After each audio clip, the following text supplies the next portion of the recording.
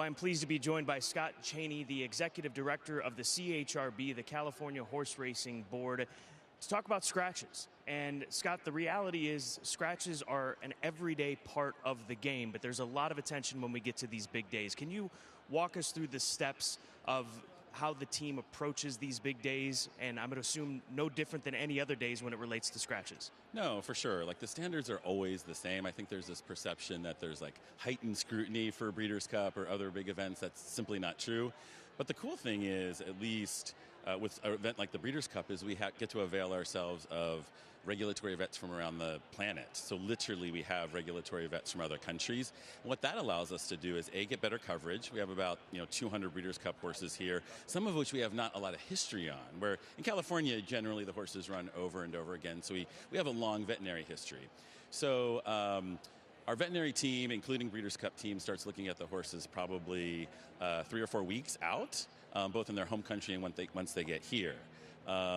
And then monitors them throughout the week. They'll be jogged on the track, jogged in the stable area. Any concerns that the veterinary team has, they'll actually do diagnostics. Many horses that are entered in the Breeders' Cup have had x-rays and or PET scans already. And based on all week and results of diagnostics, plus veterinary history, the veterinary team will make a determination about whether the horse is sound enough to run.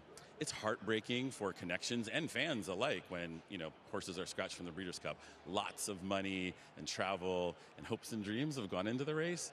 But for us, we always err on the side of caution.